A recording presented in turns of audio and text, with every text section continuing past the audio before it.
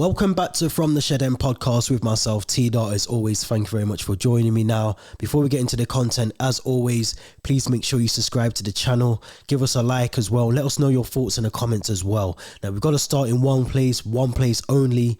Romelu Lukaku finally gets his deal back to Inter Milan. It's been on the cards for how many weeks now? Is anyone surprised? Not really. I think we all knew that it was going to happen. And you know, I've been speaking about it for months and months now in terms of the loan deal that was going to happen, with whether it was going to be Inter Milan or whether it was going to be another club. But the fact he came out, done his interview early in whenever it was, October, November times, whenever that was, you know, there was always going to be an opportunity for it. Keeps the door open for Romelu Lukaku. You know, it kept the door open for him. And we have to be honest, as Chelsea fans, we fumbled. You know, we dropped the bag completely. 97.5 million worth of talent, all non-talent, gone down the drain. Yeah, it's a struggle, man. It's a struggle. It's a struggle to understand and comprehend, because at that age that Romelu Lukaku is, you know, you expect Lukaku, you know, to want to try and earn his place back in that squad and play for Thomas Tuchel, play for Chelsea, the club that he claims to love so much, and all of these things. But, you know, as you can see here, you know, I think deal wrapped up, loan fee. The worrying thing for me about this whole deal is there's no option or obligation to buy at the end of the loan. Now, I get that Inter Milan are paying the wages. Inter Milan are keen to have him back. You know, we've taken a massive cut in terms of the loan fee. I think initially the loan fee was 25 million, and we've cut it down, or we've been almost forced down to 8 million, which for me is a massive blow. The fact that there's no obligation to buy is definitely something that worries me, because we will end up with a 31-year-old Romelu Lukaku at the end of his, you know, his Inter stint again, part 2, and we're going to be left with him and his wages as well, we have to remember. So I think for me, there's obviously good things about it in terms of the fact that we've got Lukaku off the books. He's no longer part of the club for next season. It'd be interesting to see who comes in after him as well. But yeah, I mean, the fact that there's no obligation to buy is very, very concerning as a Chelsea fan, because that was the whole thing. You know, we wanted to make sure that we offloaded him rather than have him back in the club, you know, 12 months, 18 months later.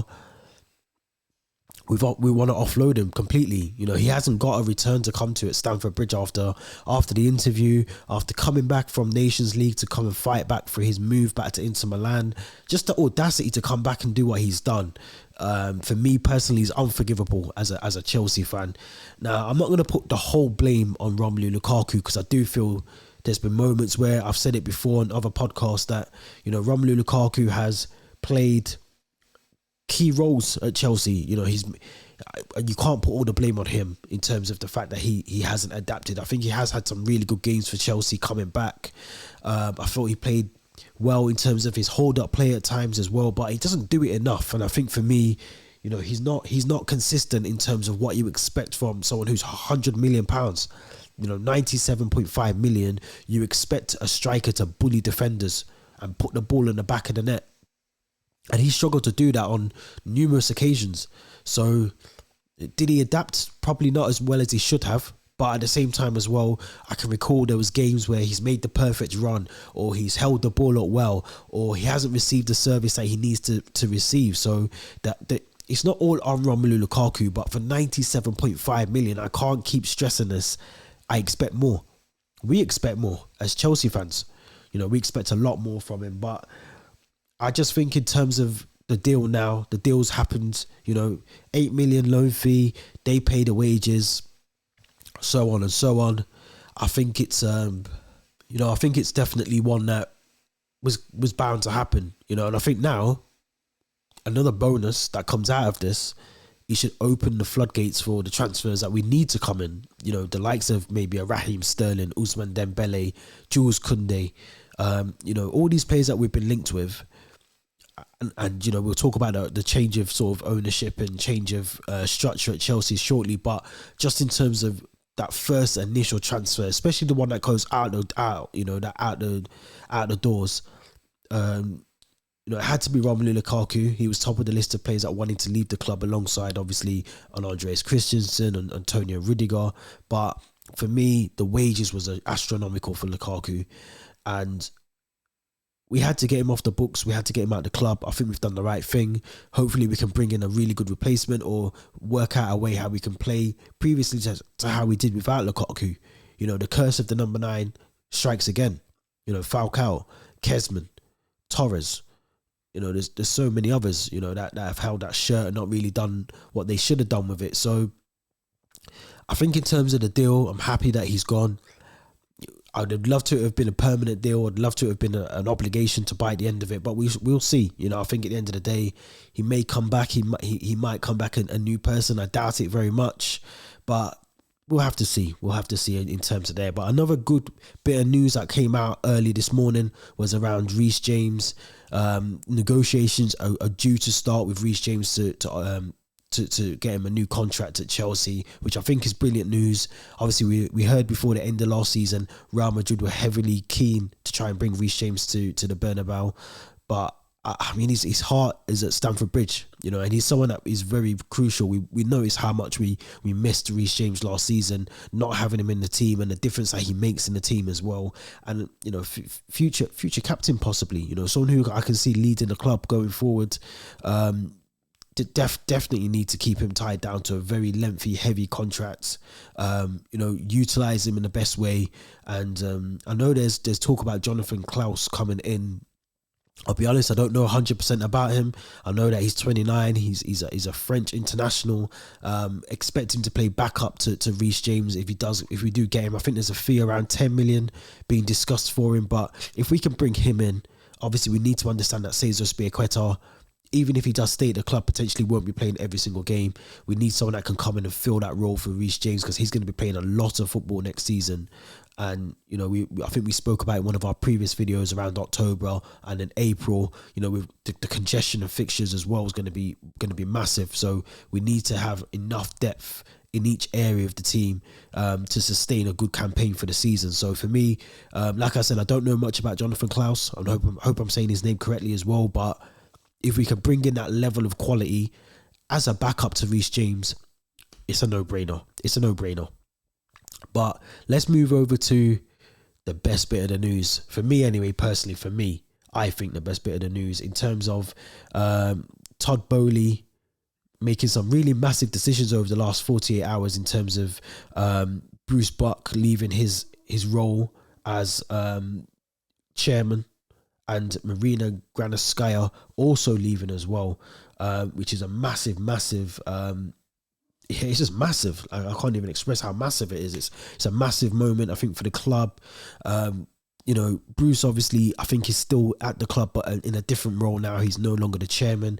Marina is still at the club to the end of the transfer window as well. So she's still on board. She's still on hand in terms of discussions. But I think in terms of the actual decision making, that now sits with Todd Boehly, which is it's very similar to how Liverpool operate. It's very similar to how Man City operate as well. And you have to ask the question, was Marina's nose put out of place in terms of, Todd Boehly coming in and allowing Thomas Tuchel to have a bit more control over the transfers, wanting to oversee certain things. There was rumours around Marina wanting to keep Lukaku for another season at Chelsea, trying to hold out for that initial loan fee that we wanted around that 20 million mark. And I think Todd Boehly's just come in, looked at a lot of the mess that's at Chelsea in terms of the structure, in terms of who's responsible for what, and said, forget this. Get rid of Lukaku. I'm going to be in charge of this, and I want Thomas Tuchel to be in charge and around that table. And I think that's a massive thing. I think we have to touch. We keep saying, trust Thomas Tuchel. He's a brilliant manager, and I agree with that. But now we're giving him the tools to do the job. And I think that's it. He's got to be at the table. He's got to be making those decisions as well. It'll be interesting, who comes in. There's been talk about Todd Boehly trying to secure every single transfer that is on the list for Thomas Tuchel. But yeah, I mean, I'm looking forward to this. We're going to know about whether this is the right direction that Todd Boehly's trying to take the club in, with this new sort of hierarchy and structure. I would say in about 18 months. I would say the next summer transfer window after next season, we'll know for sure if this is the right direction, because I don't expect miracles in the next month or so in terms of transfers coming in, transfers going out. I don't expect miracles. What I do expect is some really good players to come in with that depth and quality, and to offload a lot of players that don't necessarily need to be around the club anymore. I feel like this structure we have now, with Todd Boehly being at the helm, with Thomas Tuchel being around that table with discussions happening, I think Todd Boehly's even taking ownership of director of football until someone else can come in and do that job as well. So you would expect Todd Boehly, Thomas Tuchel to sit down over the next couple of weeks and have serious, which I'm sure they're doing now anyway, but serious discussions around who comes in and who leaves. Those kind of conversations need to be held and had early and quickly. But it's going to be obviously a testing time. There's going to be some fans who don't like it, some fans who do like this new structure. Me personally, I think it's always good to have your chairman sat right next to your manager. The day-to-day, the man that's doing the day-to-day work sitting with the owner, it can never be a bad thing, because I think, you're cutting out all that noise and middle nonsense of, negotiation with this person and this person's responsible for this. Thomas Tuchel's going straight to the top guy to get transfers done now, and I think this is exactly what Liverpool do. I do feel we still need to have that recruitment strategy and the structure underneath Todd Boehly, which is obviously below co-owners and all these other people that you can see on the screen now. It needs to be that recruitment, the scouting. I'm talking scouting department, and all of that needs to be correct, because we can have all the right people in the right places, but it's underneath, which is fundamentally, we've got to get that spot on.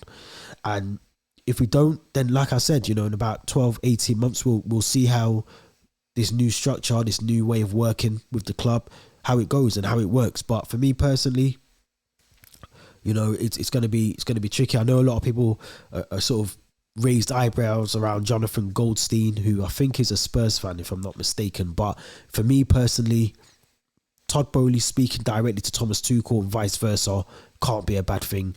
Obviously, Marina had some really good transfers that she brought in, but she did pay over the odds for Kepa. We did also miss out on Tchouameni. We brought in Sal Niguez. So there are certain issues where she's done really well, but then there's some howlers, and I think even Lukaku might have to go down as a stinker as well. So we'll have to see how that pans out and how that works for the club going forward. So let me know your thoughts in the comments. We're almost at 200 subscribers, so smash the like button. Let me know your thoughts in the comments around Todd Boehly and the sort of closer relationship that he'll have now with Thomas Tuchel. Also, let me know about Lukaku. Should we have held out for the 20 million loan fee, which we expected to get from this deal? And also Reece James as well. Let me know your thoughts about the contract that's hopefully going to be offered to him shortly. But hay fever's killing me right now. I'm going to go. I'm going to try and get some fresh air somehow. But this has been T.Dot. Until next time, stay safe. Thanks for watching.